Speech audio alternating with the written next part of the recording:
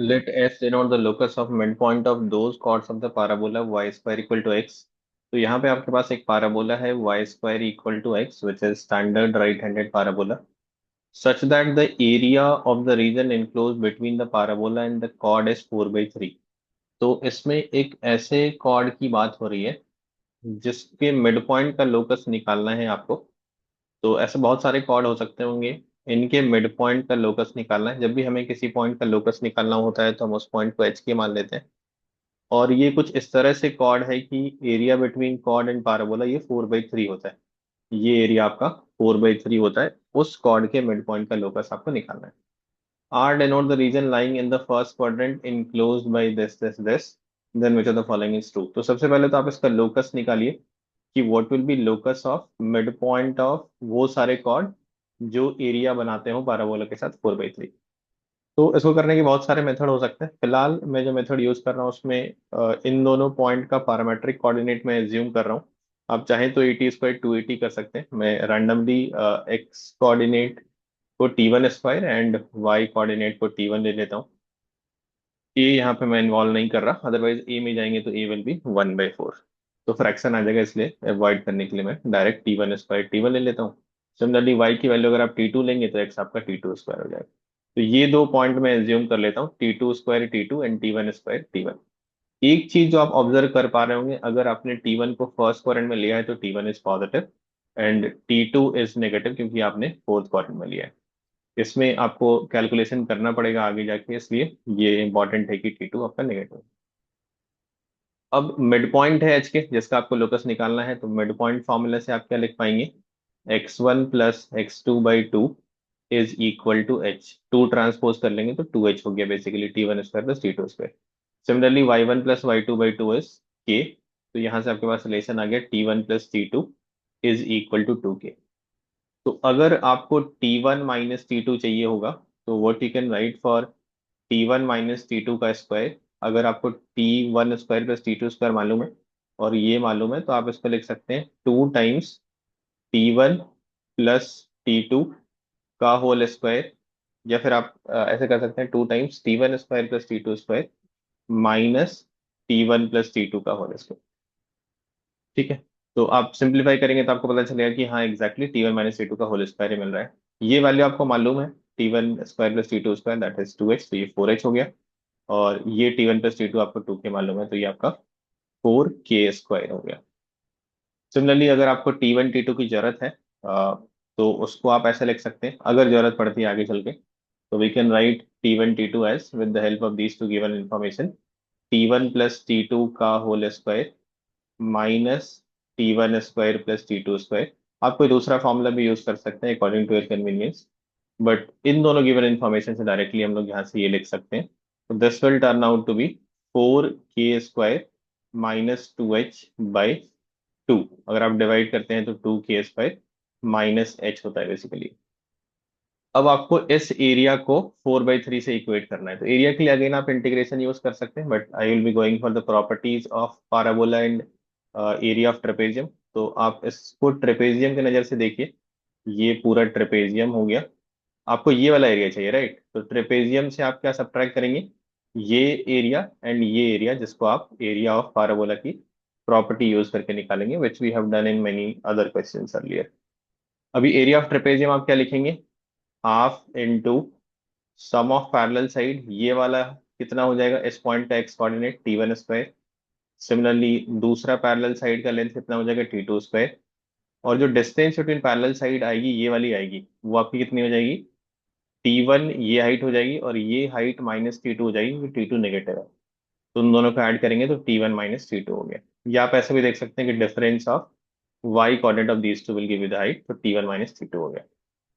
Minus अभी ये वाला एरिया जो आपको मिलेगा, क्योंकि आप देख पा रहे होंगे कि ये एरिया जो है पैराबोला के वर्टेक्स से स्टार्ट होता है। और इसको हम लोगों ने बहुत बार यूज किया है कि इस पोर्शन के एरिया जो वर्टेक्स से स्टार्ट होता है, ये 1/3 या 2/3 ऑफ करस्पॉन्डिंग रेक्टेंगल होता है। तो यहाँ पे ये हाफ से छोटा है तो ये 1/3 की तरफ जाएगा।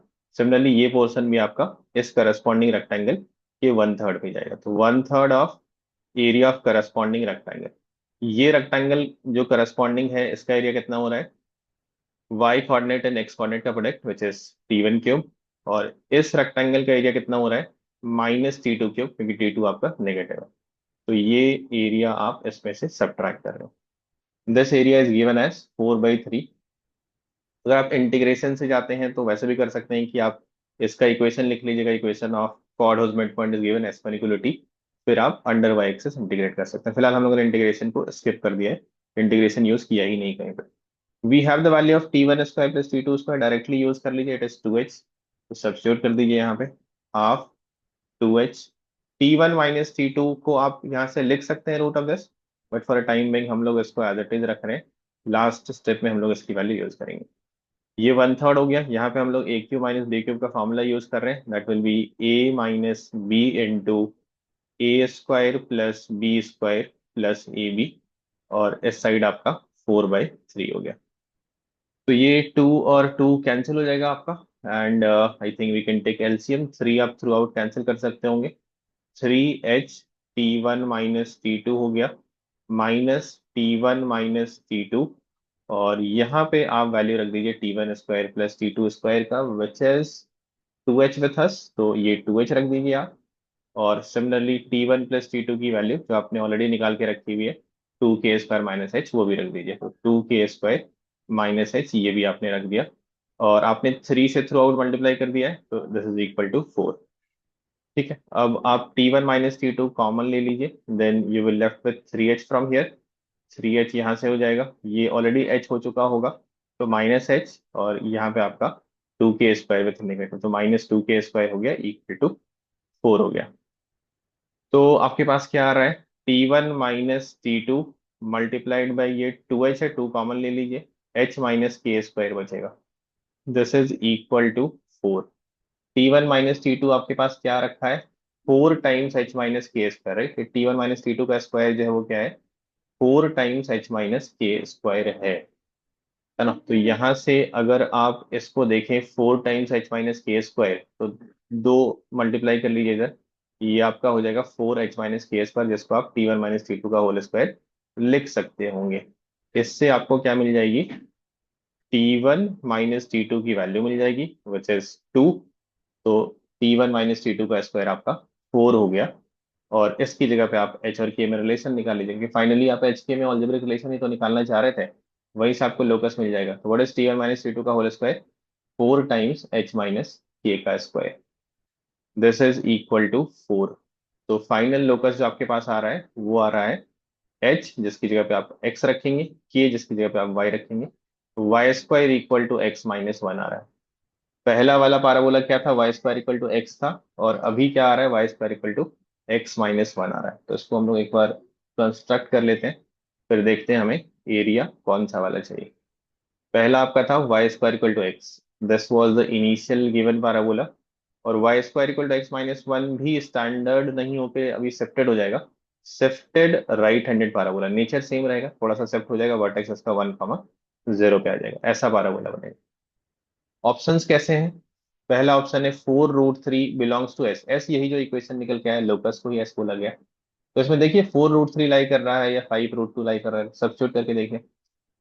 अगर आप इसमें देखें 4√3 लाई कर रहा है क्या, एक्स की वैल्यू 4 रखते ही वाई की वैल्यू √3 आ सकती है क्या, हाँ आ सकती है, लाई कर रहा है। और दूसरा पॉइंट क्या था आपके पास, 5√2, 5√2 इस पे लाई कर रहा है क्या, सब्स्टिट्यूट करके देखें। तो y की वैल्यू आप 5 रखते हैं, x की वैल्यू 5 रखते हैं, तो y² 4 होता है, y की वैल्यू √2 नहीं, y की वैल्यू तो 2 आती है, तो ये गलत हो गया आपका। फिर आपको बोला जा रहा है find the area enclose by the parabola y² to x, the curve s जो कि निकल के आया है y² to x minus 1, x equal to 1, x equal to 4। तो इन दोनों पाराबोला के बीच का एरिया, और x equal to 1, x equal to 1 यही लाइन होगा जो नया पाराबोला अभी s आया है उसके वर्टेक्स से पास करेगा, एक वर्टिकल लाइन। और x इक्वल टू 4 ये एक वर्टिकल लाइन बनेगा। आपको एरिया ये और ये चाहिए। आई थिंक फर्स्ट क्वाड्रेंट में एरिया बोला जा रहा है, कि लोग वेरीफाई कर लेते हैं, फर्स्ट क्वाड्रेंट में होगा तो सिर्फ ऊपर वाला लेंगे। Area enclosed in the first quadrant, yes first quadrant भी आपको मेंशन है। अगर ये नहीं मेंशन होता तो आप ऊपर नीचे दोनों एरिया लेते, फिलहाल के लिए तो आपको सिर्फ ये वाला फर्स्ट क्वाड्रेंट का एरिया चाहिए, bounded between these two parabola and two vertical lines x equal to 1 and x equal to 4। ये तो क्लियर कट इंटीग्रेशन का क्वेश्चन है, इसमें हम लोग प्रॉपर्टी नहीं यूज कर पाएंगे parabola वाली। क्योंकि ये पोर्शन जो स्टार्ट हो रहा है वो ऊपर वाले पैराबोला के वर्टेक्स से स्टार्ट नहीं हो पा रहा है। तो आपको इंटीग्रेशन करना चाहिए। किसका इंटीग्रेशन करना चाहिए?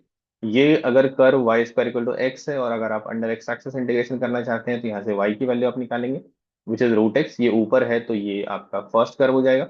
और दूसरा y square equal to x minus one से आप वाई को लिखेंगे root of x minus one, ये आपका दूसरा कर्व हो जाएगा। ये कर्व आपका नीचे है। Root x minus root of x minus one, integration आप कहाँ से कहाँ तक करेंगे? ये वन से लेके फोर तक इंटीग्रेशन करेंगे। तो this is very simple integration. Root x मतलब एक्स की पावर वन बाई टू, तो एक्स रेस टू एन का integration x raise to n plus one by n plus one होता है। तो two by three x raise to three by two, और ये x minus one raise to three by two हो गया। Now you put the limit and get the answer. जैसे ही आप x की वैल्यू फोर रखेंगे पहले, तो आपको क्या वैल्यू मिलेगी? this will be 4 raised to 3 by 2, which is 8, minus this will be 3 raised to 3 by 2, जिसको आप 3 रूट 3 बोल सकते हैं। वन रखेंगे तो ये वाला पार्ट वन हो जाएगा और ये वाला पार्ट आपका जीरो हो जाएगा।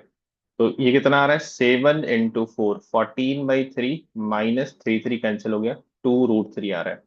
तो area wise 14/3 minus two root three आ चुका है। पहला आपका सही था, दूसरा गलत था। 14/3 माइनस टू रूट थ्री, सी सही है। तो डेफिनेटली आपका ये आई थिंक दोनों ऑप्शन सेम है, मिसप्रिंट है ये आपका। टू यहाँ पे नहीं होना चाहिए। तो A and C is the final answer and that is the answer for this question.